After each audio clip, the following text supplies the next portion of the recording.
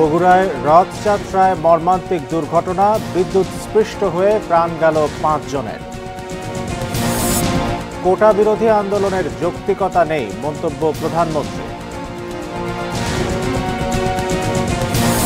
কোটা বিরোধীদের অবরোধে অচল রাজধানী, শিক্ষক ধর্মঘটে বিশ্ববিদ্যালয়। এবং উত্তরাঞ্চলে বন্যা পরিস্থিতির অবনতি, পানিবন্দী কয়েক লাখ মানুষ। Sponsored by Abiba Finance Limited.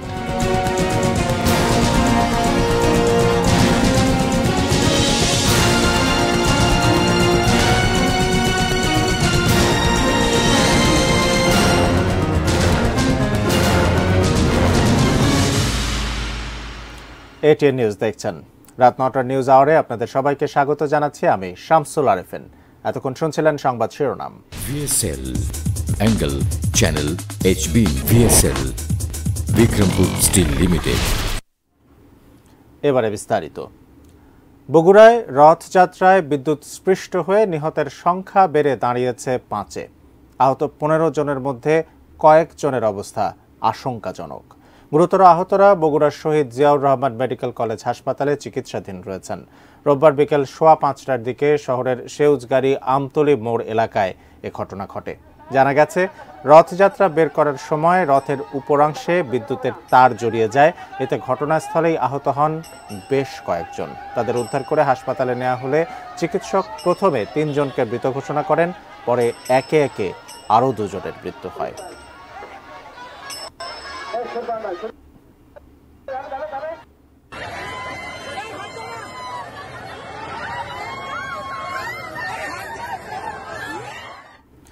এদিকে ব্রাহ্মণবাড়িয়ার কসবায় কাটা গাছ ক্রেন দিয়ে ট্রাকে তুলতে গিয়ে বিদ্যুৎ স্পৃষ্ট হয়ে ক্রেন চালক এবং তার সহযোগী নিহত হয়েছেন। দুপুর 1:30টার দিকে উপজেলার মনকষায়ের এলাকায় কুমিল্লা সিলেট মহাসড়কে এই দুর্ঘটনা ঘটে। নিহতরা হলেন বাপ্পি ও পারভেজ। তাদের বাড়ি চট্টগ্রামের সীতাকুণ্ড উপজেলায়। কসবা থানার ওসি মোহাম্মদ রাজু আহমেদ জানান, কুমিল্লা সিলেট মহাসড়ক প্রশস্তকরণের জন্য মহাসড়কের পাশের কিছু গাছ কাটা হয়। নিলামে বিক্রি হওয়া গাছগুলো ক্রেন দিয়ে টেনে ট্রাকে তোলার সময় অসাবধানতাবশত ক্রেনটির উপরিভাগের অংশ মহাসড়কের পাশে থাকা বৈদ্যুতিক তারের সাথে জড়িয়ে পড়ে। এতে ক্রেনের চালক এবং তার সহযোগী বিদ্যুৎ স্পৃষ্ট হয়ে ঘটনাস্থলেই মারা যান।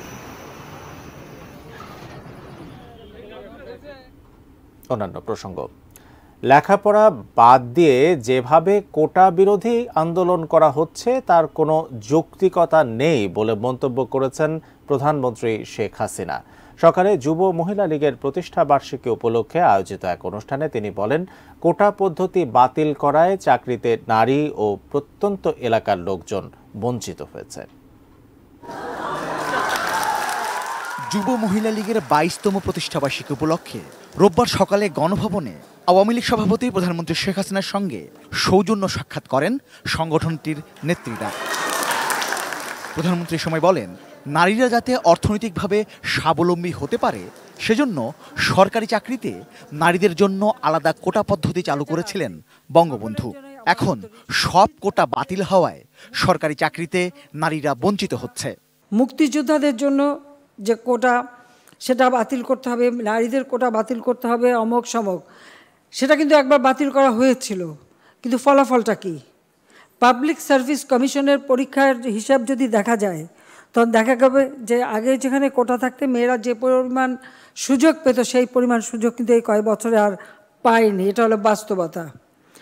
এমনকি অনেক অনেক জেলা, প্রত্যন্ত অঞ্চল, সে অঞ্চলের মানুষগুলি কিন্তু বঞ্চিত থেকে গেছে, তারাও চাকরি পাচ্ছে না। চলমান কোটা বিরোধী আন্দোলনের যৌক্তিকতা নেই বলেও এ সময় মন্তব্য করেন প্রধানমন্ত্রী। এখানে আমার একটা প্রশ্ন আছে, যারা এর আগে কোটা বিরোধী আন্দোলন করেছিল তারা পাবলিক সার্ভিস কমিশনে কতজন পরীক্ষা দিয়েছিল আর কতজন পাস করেছে, সেই হিসাবটা একটু বের করা দরকার। আর হাইকোর্টের রায়, এটার বিরুদ্ধে এভাবে আন্দোলন করা, এটা তো সাবজুডিস।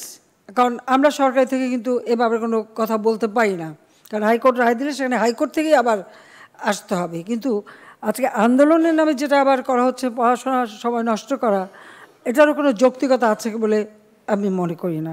এ সময় বিএনপিকে অভিশপ্ত ও সমাজের বোঝা মন্তব্য করে শেখ হাসিনা বলেন, এরা যেন ক্ষমতায় ফিরে আসার সুযোগ আর না পায়।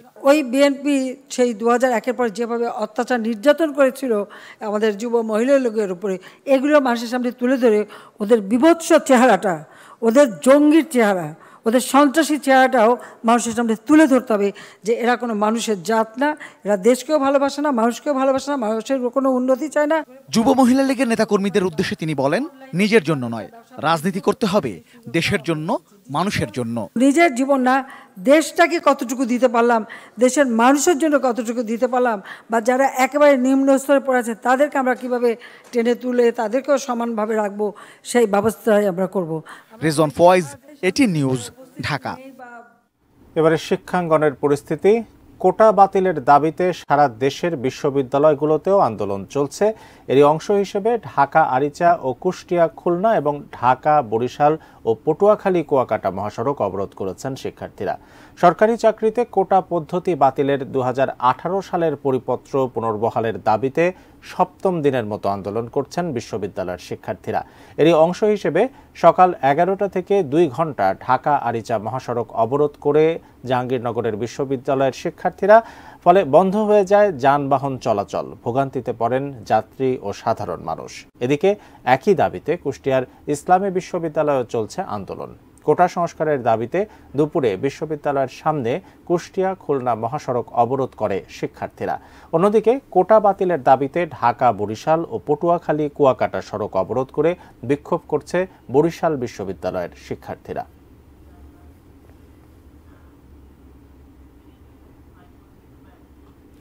এদিকে সপ্তম দিন পার হলো সারা দেশের পাবলিক বিশ্ববিদ্যালয়ের শিক্ষকদের কর্মবিরতির।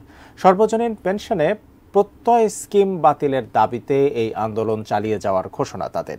এদিকে এ বিষয়ে সময় মতো সমাধান হবে বলে জানিয়েছেন সড়ক পরিবহন মন্ত্রী ওবায়দুল কাদের। গণতান্ত্রিক রাষ্ট্রে এমনি করে বৈষম্য সৃষ্টি করার কোনো পদক্ষেপ হতে পারে না। গত 1 জুলাই থেকে সর্বাত্মক পূর্ণ দিবস কর্মবিরতিতে নামেন পাবলিক বিশ্ববিদ্যালয়ের শিক্ষকরা। কর্মবিরতির 5 দিন হলেও এই আন্দোলন নিয়ে সরকারের সাথে কোনো আলোচনা হয়নি তাদের। আমাদের খুব বেশি কিছু না, আমরা জাস্ট 3টি দাবি উপস্থাপন করেছি।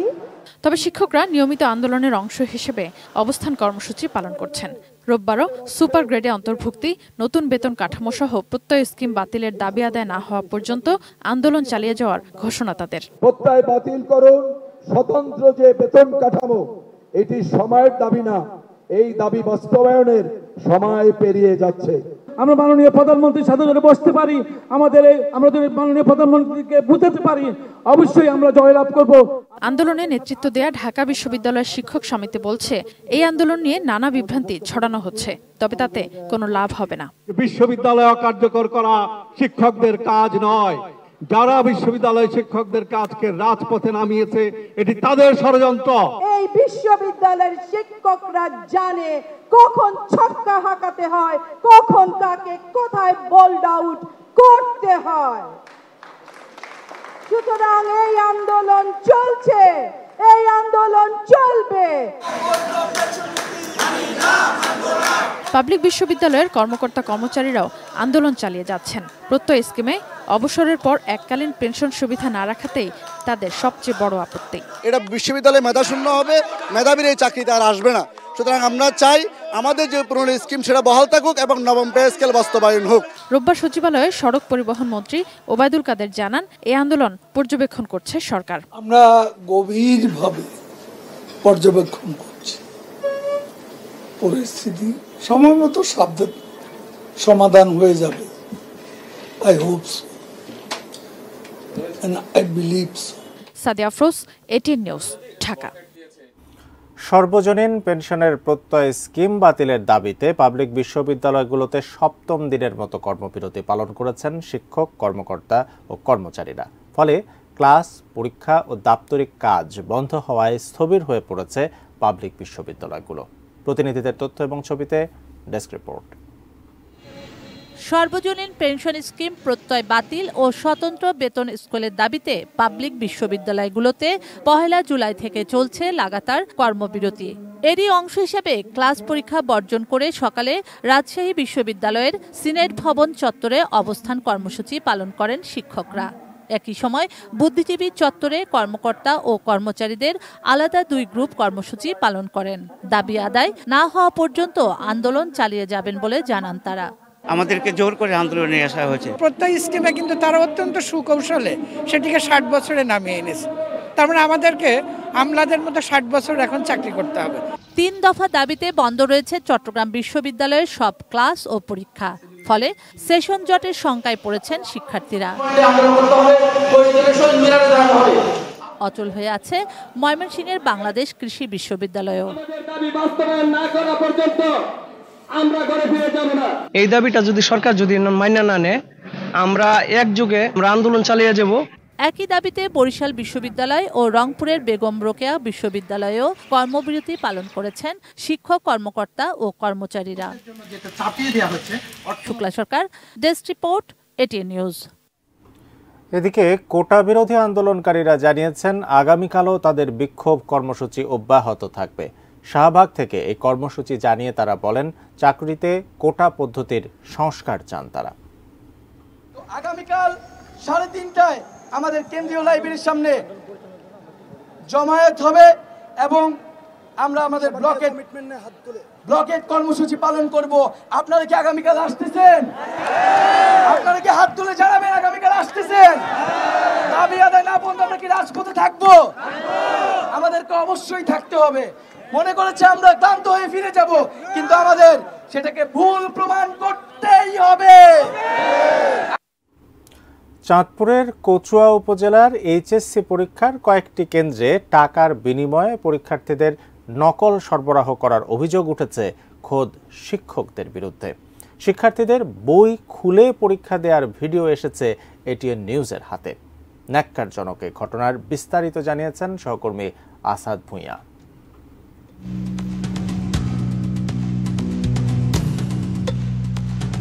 আজকে তোমাদের কি পরীক্ষা হয়েছে? English second paper. কত নাম্বার আনসার দিয়েছো? 100। আচ্ছা, 9 নাম্বার প্রশ্নটা কি এসেছে জানো? সরি, অ্যাকচুয়ালি খেয়াল নাই। উত্তরটা তোমাকে কে লিখে দিয়েছে?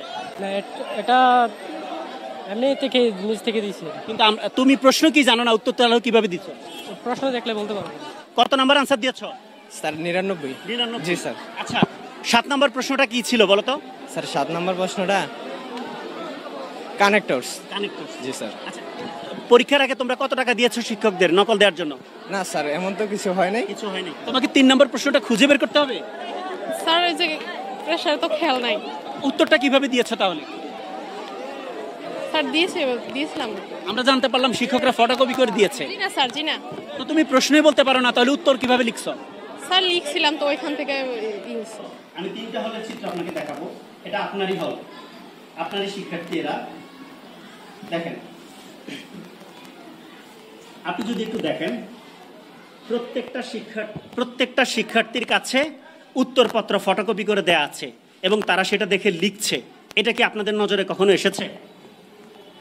আমি আসলে হলে যাই না। আপনার শিক্ষার্থীরা এখানে পরীক্ষা দেয়, তাহলে আপনি এখানে এসে কি দায়িত্ব পালন করেন? এখানে আসলে আমি বললাম তো, আমি এই ভিজিটও ইয়েতেও যাই না। আমি এখানেও যাই না, এমনি খোঁজখবর নিয়ে থাকি পরীক্ষা আছে। পরীক্ষার্থীরা বই খুলে লিখছে, এটা কি আপনাদের নজরে এসেছে কখনো? এই যে দেখেন, এই কেন্দ্রে শিক্ষার্থীরা বই খুলে লিখছে। আপনি কি দেখতে পাচ্ছেন ভিডিওটা? আমাদের কাছে বেশ কিছু সচেতন অভিভাবক অভিযোগ করেছে যে আসলে এখানে পরীক্ষার সাথে সাথেই শুরু হওয়ার সাথে সাথে প্রশ্ন চলে যায় বাইরে থেকে প্রশ্নের উত্তর চলে আসে, সেই উত্তরে পরীক্ষার্থীরা পরীক্ষায় অংশগ্রহণ করে। ভিডিও আমাদের কাছে আছে, আপনাকে দেখালাম। এগুলো কি আপনাদের নজরে আসে? আমার কাছে ওর অভিযোগ নাই বা দেখিও নি। হ্যাঁ, তো হয়তো এখন শেষ মুহূর্তে আমি এখানেই আসলাম। অলরেডি সব খাতা থেকে চলে আসছে, রুম খাতা চলে আসছে। পরীক্ষার এখনো 5 মিনিট সময় বাকি আছে। হ্যাঁ, আমাদের এখানে জি এটা 3 মিনিট সময় বাকি আছে। জি, শেষের দিকটা হয়তো এরকম একটু এলোমেলো হয়েছে। শেষের দিকটা এটা আজকের না, এটা আমরা বাংলা দ্বিতীয় পত্র, ইংরেজি প্রথম পত্র, এই ভিডিওগুলো আমাদের কাছে এসেছে। যারা এখানে অভিভাবক আছে তাদের অনেক অভিযোগ যে আসলে এই কেন্দ্রে যেভাবে পরীক্ষা হয় সারা বাংলাদেশে এভাবে পরীক্ষা হয় না। এই অভিযোগ কেন? আচ্ছা, আমি এটা বলবো যে আসলে এই অভিযোগটা আমার আসলে ছিল না, আমি জানাও ছিল না বা ছিল না। তবে আমি অন্য চিন্তা করি যে আমরা যতটুকু দেখেছি যাতে পরিবেশ ঠিক রেখেই আমরা কাজ করতেছি। আমাদের এখানে ইউনো মহোদয় চলে আসছিলেন এবং আমাদের কিছুক্ষণ আগে আমাদের বিজনেস টিমের লোকজন একটু আগে চলে গেছেন। আমি যখন কেন্দ্র ভিজিট গেলাম একটা রুমে অলরেডি দেখেছি যে তাদের হাতে মানে কিছু কপি আছে, সেগুলো আমি করি, আমি শিক্ষককে সাথে সাথে ওখানে শিক্ষককে মানে চেঞ্জ করে দিতে বলছি এবং বাকিটা আসলে মূলত এতগুলো কিছু আমার নলেজে ছিল না। আপনি কি ব্যবস্থা নিয়েছেন যে শিক্ষার্থীদের হাতে আপনি কাগজগুলো দেখেছেন তার কি হাতে পাওয়া গেছে এবং শিক্ষককে আমি তাকে ডিউটি থেকে অব্যাহত দিয়েছি। আপনি দেখেন, আপনাকে যদি একটু দেখাই, আমি ওই শিক্ষককে আসলে 2 মিনিটের মাথায় এখানে এসে 2 মিনিটের মাথায় পরীক্ষার হলের ভিতরে এগুলো পেলাম। আপনি দেখেন এটা শিক্ষকের হাতের লেখা। একজন শিক্ষক পরীক্ষা শুরু হওয়ার 5 মিনিটের মাথায় একটা প্রশ্ন নিয়ে বাইরে চলে যায়। আমরা তথ্য পেয়েছি একটা ফটোকপির দোকানে বসে তারা উত্তরটা ফটোকপি করে পাশেই, সেগুলো আমাদের কাছে তথ্য আছে। আমি তাহলে এই তথ্যগুলো নিয়ে আমি আমার ইউনো মহোদয়ের কাছে আমি জিনিসটা আমি শেয়ার করব, যে বিষয়টা এটা কোথায় হচ্ছে কি হচ্ছে আমি এটা উদ্ঘাটন করব। উত্তরাঞ্চলের বন্যা পরিস্থিতির খবর। বন্যা পরিস্থিতির অবনতি হচ্ছে, পানিবন্দী কয়েক লাখ মানুষ। খাদ্য, বিশুদ্ধ পানি, শুকনো খাবার, জ্বালানি সংকট দেখা দিয়েছে। কিছু কিছু এলাকায় বন্যার সাথে সাথে দেখা দিয়েছে তীব্র ভাঙন। ঘরবাড়ি, ফসলি জমি বিলীন হওয়ার আতঙ্কে দিন পার করছেন বন্যা কবলিতরা। প্রতিনিধিদের তথ্য এবং ছবিতে ডেস্ক রিপোর্ট। কুড়িগ্রামে ব্রহ্মপুত্র, ধরলা ও দুধকুমার নদের 6টি পয়েন্টে পানি বিপদসীমার উপর দিয়ে প্রবাহিত হচ্ছে। পানিবন্দী প্রায় 1.5 লাখ মানুষ। বন্যায় ঘরবাড়ি তলিয়ে যাওয়ায় বাঁশের মাচান, নৌকা ও কলাগাছে আশ্রয় নিয়ে মানবেতর জীবনযাপন করছেন বানভাসীরা। ভেসে গেছে গৃহপালিত পশু পাখি। চারণভূমি তলিয়ে যাওয়ায় দেখা দিয়েছে গোখাদ্যের তীব্র সংকট। 3 দিন ধরে পানির মধ্যে দাঁড়ায়, মনে করেন যে কোনো উপায় নাই। সিরাজগঞ্জের কাজীপুর উপজেলা পয়েন্টে যমুনা নদীর পানি কিছুটা কমলেও বিপদসীমার উপর দিয়ে প্রবাহিত হচ্ছে। জেলার অন্তত 34টি ইউনিয়নের 1.5 লক্ষাধিক মানুষ ভোগান্তিতে আছে। 50টি শিক্ষা প্রতিষ্ঠান, 500 হেক্টর ফসলি জমি তলিয়ে গেছে পানিতে। নিমজ্জিত হয়েছে 4,500 হেক্টরেরও বেশি জমির ফসল। ফেনীর মুহুরী ও কহুয়া নদীর 10টি স্থান ভেঙে ফুলগাজী পরশুরামের 28 গ্রাম প্লাবিত হয়েছে। এতে ক্ষতিগ্রস্ত হয়েছে ঘরবাড়ি, ফসলি জমি সহ গ্রামীণ সড়ক। এদিকে কয়েকদিন ধরে বৃষ্টি কম হওয়ায় সিলেটের জলাবদ্ধ এলাকা থেকে পানি সরে যাচ্ছে। তবে উপজেলা পর্যায়ে বন্যা পরিস্থিতি অপরিবর্তিত রয়েছে। 3 দফা বন্যায় ঘরবাড়ি, রাস্তাঘাট, বাঁধ সহ অসংখ্য স্থাপনা ক্ষতির মুখে পড়েছে। আর কত কষ্ট করি আমরা রইলাম সাইরবাই দিবাঙ্গা। পানি হইছে 1 সপ্তাহ, আমরা তো বাড়ি সারা। গাইবান্ধায় বন্যা পরিস্থিতি আরও অবনতি হওয়ায় 66টি প্রাথমিক বিদ্যালয়, 4টি স্কুল ও মাদ্রাসা বন্ধ ঘোষণা করা হয়েছে। 27টি ইউনিয়নের অন্তত 50,000 মানুষ পানিবন্দী। তলিয়ে গেছে বিস্তীর্ণ এলাকার পাট, বাদাম ও শাকসবজি সহ বিভিন্ন ফসল। এখন আমাদের বাড়িতে সাঁতার পানি এবং আমাদের খাওয়া থাকার একটু কষ্ট হচ্ছে। শেরপুরে 4 নদীর পানি বিপদসীমার নিচ দিয়ে প্রবাহিত হলেও দুর্ভোগ কমেনি মানুষের। তলিয়ে গেছে বিস্তীর্ণ এলাকার রোপা আমনের বীজতলা ও সবজি ক্ষেত। পরিস্থিতি থেকে উত্তরণে সরকারের সহযোগিতা চেয়েছেন তারা। Sanjida Sylvia, desk report, ATN news. এবারে নেব বাজেট স্টিল বিরতি, ফিরে এসে আরো থাকছে। বিদ্যালয় ব্যবস্থাপনা কমিটি দিয়ে দ্বন্দ্বে মুন্সিগঞ্জে ইউপি চেয়ারম্যান খুন। মাত্র 2 জন চিকিৎসক দিয়ে চলছে রামগড় উপজেলা স্বাস্থ্য কমপ্লেক্স।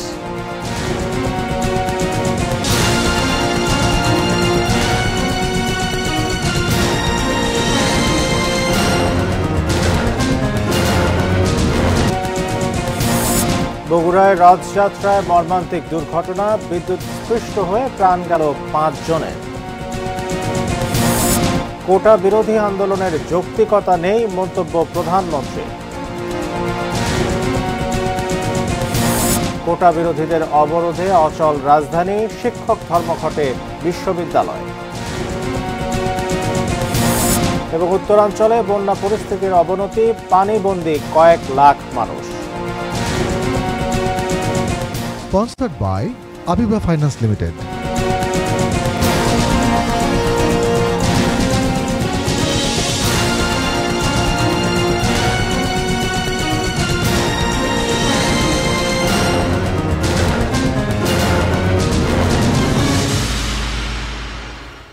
রাত ৯টার নিউজ আওয়ারে আরও একবার আপনাদের স্বাগত জানাচ্ছি। ধন্যবাদ সঙ্গেই থাকার জন্য। মুন্সিগঞ্জে বিদ্যালয় ম্যানেজিং কমিটির নির্বাচন কেন্দ্রিক দ্বন্দ্বের জেরে টঙ্গীবাড়ি উপজেলার পাঁচগাঁও ইউপি চেয়ারম্যান সুমন হালদারকে গুলি করে হত্যা করেছে প্রতিপক্ষ। এ ঘটনায় ৩ জনকে আটক করেছে পুলিশ। দুপুরে ইউনিয়নের পাঁচগাঁও ওয়াহিদ আলী উচ্চ বিদ্যালয়ের মাঠে গুলি করে তাকে হত্যা করা হয়। প্রত্যক্ষদর্শী এবং পুলিশ জানায় সকাল 10টা থেকে বিদ্যালয়টির ব্যবস্থাপনা কমিটির নির্বাচন চলছিল। নিহত ইউপি চেয়ারম্যান সুমন বিজয়ী সভাপতি দেওয়ান মনিরুজ্জামানের পক্ষে অবস্থান নিয়েছিলেন। এতে প্রতিদ্বন্দ্বী প্রার্থী মিলনের সমর্থক নূর মোহাম্মদ বিদ্যালয়ের মাঠে সুমনের সাথে হাতাহাতিতে জড়িয়ে পড়ে। এক পর্যায়ে প্রকাশ্যে তার বুকে গুলি করে চলে যান। ঢাকা নিয়ে আসার পথে মৃত্যু হয় সুমনের।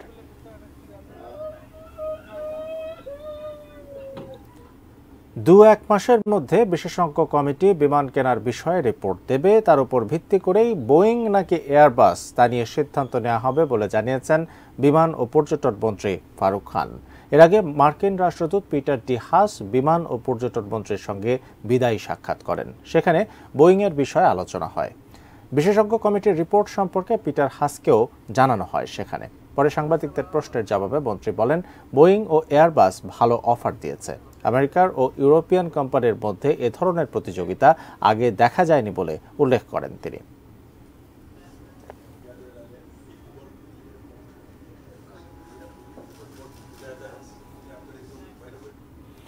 ব্যাপক উৎসাহ উদ্দীপনার মধ্য দিয়ে দেশের বিভিন্ন জেলায় রথযাত্রায় যোগ দিয়েছে হাজারো ভক্ত পুণ্যার্থী। আগামী 15 জুলাই উল্টো রথযাত্রা অনুষ্ঠিত হবে। ঢাকার ধামরাইয়ে প্রায় 400 বছরের পুরনো ঐতিহ্যবাহী শ্রী শ্রী জগন্নাথ দেবের রথোৎসবের উদ্বোধন করেন স্বাস্থ্যমন্ত্রী ডাক্তার সামন্ত লাল। পরে লাখো ভক্ত রশি ধরে টেনে রথটিকে ধামরাই বাজারের রথখোলা এলাকা থেকে যাত্রাবাড়ি মন্দিরে টেনে নিয়ে যায়। Narayanganj city mayor doctor Selina হায়াত আইভি লক্ষ্মীনারায়ণ আখড়া মন্দিরে রথযাত্রার উদ্বোধন করেন। পরে জগন্নাথ দেবের রথ টেনে শহর প্রদক্ষিণ করা হয়। মানিকগঞ্জের কালীবাড়ি মন্দির থেকে বর্ণাঢ্য রথযাত্রা বের হয়। ময়মনসিংহের ভালুকায় বর্ণাঢ্য আয়োজনে রথযাত্রা অনুষ্ঠিত হয়েছে। খুলনার গল্লামারী ইস্কন মন্দির থেকে রথের টান শুরু হয় আর শেষ হয় প্রেমকানন মন্দিরে। টাঙ্গাইলে শ্রী শ্রী বড় কালীবাড়ি মন্দির থেকে এবং শেরপুরে গোপালবাড়ি গোপাল জিওর মন্দির থেকে বর্ণাঢ্য শোভাযাত্রা বের হয়ে শহর প্রদক্ষিণ করে। বান্দরবানের সহস্রাধিক মানুষ রথযাত্রায় অংশ নেয়। নানা সাজে সেজে নেচে গেয়ে আনন্দঘন পরিবেশে শ্রী শ্রী জগন্নাথ দেবের রথ টেনে নিয়ে যায় তারা।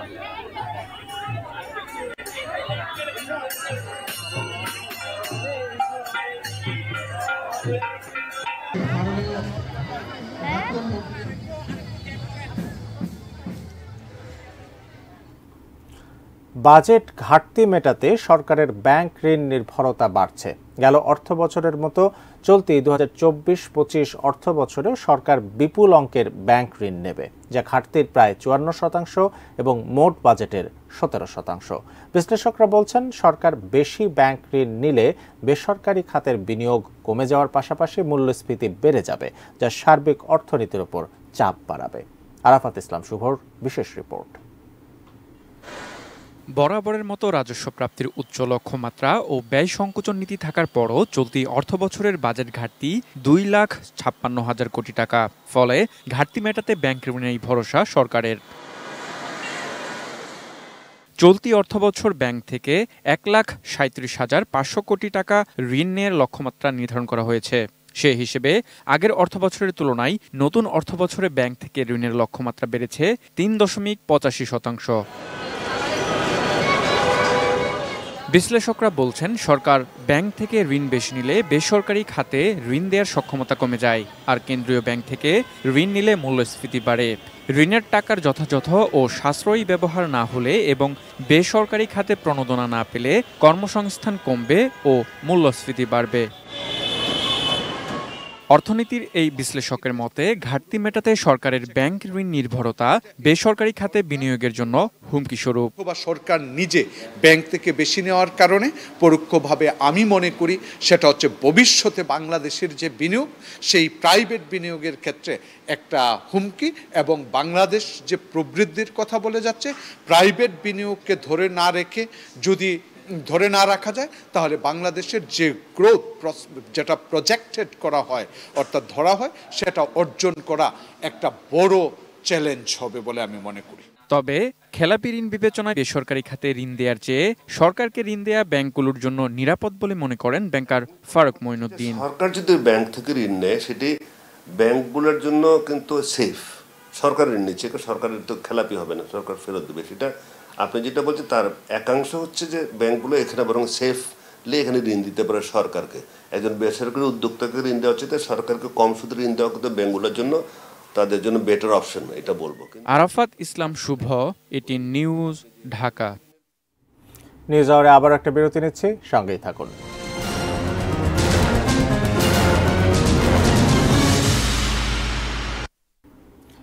স্বাগত জানাচ্ছি নিউজ আওয়ারে। Human resources development service of Korea HRD কোরিয়ার চাহিদা অনুযায়ী 195 জন প্রার্থীর বুয়েসেল নির্ধারিত 100 ঘন্টার বিশেষ প্রশিক্ষণ সমাপ্ত হয়েছে। গত 2 বছরে 10,695 জন EPS কর্মী দক্ষিণ কোরিয়ায় কর্মসংস্থানের সুযোগ পান। বিকেলে রাজধানীর প্রবাসী কল্যাণ ভবনে দক্ষিণ কোরিয়াগামী কর্মীদের কোরিয়ান ভাষা প্রশিক্ষণের সমাপনী অনুষ্ঠানে প্রধান অতিথি ছিলেন প্রবাসী কল্যাণ ও বৈদেশিক কর্মসংস্থান প্রতিমন্ত্রী শফিকুর রহমান চৌধুরী। প্রতিমন্ত্রী বলেন, দক্ষিণ কোরিয়ায় বাংলাদেশি জনশক্তির চাহিদা বাড়ছে। কোরিয়াতে জনশক্তি রপ্তানিকারক 16টি দেশের মধ্যে বাংলাদেশের অবস্থান দ্বিতীয়। অনুষ্ঠানে বুয়েসেলের মাধ্যমে মালদ্বীপগামী 5 জন ডাক্তারকেও বিদায় জানানো হয়। ইসলামী ব্যাংক PLCর চট্টগ্রাম অঞ্চলের অর্ধবার্ষিক ব্যবসায় উন্নয়ন সম্মেলন অনুষ্ঠিত হয়েছে। গতকাল ব্যাংকের চট্টগ্রাম আঞ্চলিক কার্যালয়ের north zone, south zone, Khatunganj এবং আগ্রাবাদ কর্পোরেট শাখার এই সম্মেলন হয়। এতে সভাপতিত্ব করেন চট্টগ্রাম সাউথ জোন প্রধান মিয়া মোহাম্মদ বরকতুল্লাহ। প্রধান অতিথি হিসেবে উপস্থিত ছিলেন ব্যাংকের ম্যানেজিং ডিরেক্টর মোহাম্মদ মুনিরুল মাওলা। বিশেষ অতিথি ছিলেন additional managing director Mohammad Kaiser Ali, deputy managing director Miftahuddin, senior executive vice president Mohammad Rafiqul Islam, Chattogram north zone প্রধান মোহাম্মদ নুরুল হুসাইন কাউসার এবং ব্যাংকের executive vice president Abdul Naser. সম্মেলনে কর্পোরেট শাখাগুলোর প্রধান, জোন দ্বয়ের অধীন শাখা ও উপশাখাগুলোর প্রধান এবং প্রধান কার্যালয়ের নির্বাহী ও কর্মকর্তারা অংশ নেন। মাত্র 2 জন চিকিৎসক দিয়ে চলছে 50 শয্যার রামগড় উপজেলা স্বাস্থ্য কমপ্লেক্স। চিকিৎসক সংকটের পাশাপাশি নেই এক্স-রে মেশিন সহ অন্যান্য যন্ত্রপাতিও। ফলে ছোটখাটো সমস্যায় চিকিৎসা নিতে রোগীদের যেতে হচ্ছে চট্টগ্রাম ও ফেনীতে। খাগড়াছড়ি প্রতিনিধি আবু দাউদের তথ্য এবং ছবিতে ডেস্ক রিপোর্ট। খাগড়াছড়ির অন্যতম গুরুত্বপূর্ণ উপজেলা এই রামগড় ও চট্টগ্রামের ফটিকছড়ি উপজেলার বাগানবাজার ইউনিয়নের প্রায় লক্ষাধিক মানুষের স্বাস্থ্যসেবার একমাত্র সম্বল এই স্বাস্থ্য কমপ্লেক্স। চিকিৎসকের অপ্রতুলতা, পরীক্ষা নিরীক্ষার যন্ত্রপাতি না থাকা এবং নানা সমস্যায় জর্জরিত হাসপাতালটি। আউটডোরে প্রতিদিন 2 শতাধিক রোগী থাকলেও সেবা বঞ্চিত হচ্ছেন তারা। কালকে ভর্তি হয়েছি বুকি ব্যথা নিয়ে, আমাকে একটা গ্লুকোজ স্যালাইন দিছে। আমার স্যালাইন যেটা লাগাইছে এটা স্যালাইনটা শেষ করে দেখতে একবারও আসে না। আমার নিজের স্যালাইনটা একটা ওই লোকটা দিয়ে আর রুগীর দিয়ে আমি খোলা নিয়েছি। ভর্তি হয়েছি, এখন হেরা মানে ব্যথা উঠলে বলে যে মানে কি করবো, বাইরে চিকিৎসার জন্য চলে যাবেন না বলে। টাকা পয়সা তো কমই, তখন কোথায় কিভাবে যাবো? ওষুধ যেগুলো লেগছে সেগুলো আমরা বাইরে থেকে কিনে আনছি, আর এটা পরিবেশও তো ভালো না। গরিব রোগীদের দুর্ভোগ কমাতে শূন্য পদে জনবল নিয়োগের পাশাপাশি প্রয়োজনীয় যন্ত্রপাতি সরবরাহের দাবি এলাকাবাসী সহ সংশ্লিষ্টদের। দূর দূরান্ত থেকে যেসব রোগীগুলো আসে তারা আসলে বেশিরভাগই গরিব, যার কারণে তারা সেবাগুলো নিতে পারতেছে না। আলট্রা মেশিন, তারপর হচ্ছে এক্সেল মেশিন এবং যাবতীয় যে মেশিনগুলো ঘাটতি আছে এগুলো যদি পূরণ করে দেয়। যে 2-1 ডাক্তার থাকে ওনারাও দেখা যায় কি অনেক বেশি হিমশিম খেতে হয় চিকিৎসা দিতে। 2013-14 অর্থ বছরে 31 থেকে 50 শয্যায় উন্নীত হলেও হাসপাতালটিতে নিয়োগ দেওয়া হয়নি জনবল। 13 পদের বিপরীতে চিকিৎসক আছেন মাত্র 2 জন। দ্রুত জনবল নিয়োগের আহ্বান উপজেলার স্বাস্থ্য ও পরিবার পরিকল্পনা কর্মকর্তার। আমাদের এখানে শূন্য পদে চিকিৎসক পদায়নের জন্য একটি আবেদন দিয়েছিলাম। আমি আবারও সম্মানিত সিভিল সার্জন এবং বিভাগীয় পরিচালক স্যারের মাধ্যমে সম্মানিত মহাপরিচালক মহোদয়কে বিনীত অনুরোধ করব আমাদের অর্থ হাসপাতালের জন্য অতি দ্রুত শূন্য পদগুলিতে মেডিকেল অফিসার পদায়ন করে। শুক্লা সরকার, ডেস্ক রিপোর্ট, এটিএন নিউজ। আবারও বাজেট স্টিল বিরতি দিচ্ছে, ফিরে এসে আরও থাকছে। গাজার স্কুলে ইসরায়েলি হামলায় নিহত 16। বড় ব্যবধানে জিম্বাবুয়েকে হারিয়ে সিরিজে সমতা আনল ভারত।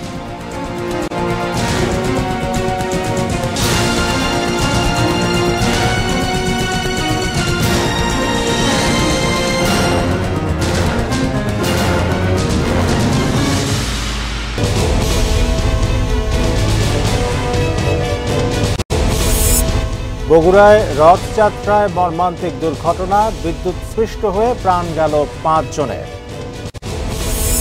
কোটা বিরোধী আন্দোলনের যৌক্তিকতা নেই মন্তব্য প্রধানমন্ত্রী। কোটা বিরোধীদের অবরোধে অচল রাজধানী, শিক্ষক ধর্মঘটে বিশ্ববিদ্যালয়। কচুয়ার এক কেন্দ্রে বই খুলে লিখেছে পরীক্ষার্থীরা, নকল জুগিয়েছেন শিক্ষকরাই। এবং উত্তরাঞ্চলে বন্যা পরিস্থিতির অবনতি, পানিবন্দী লাখ লাখ মানুষ।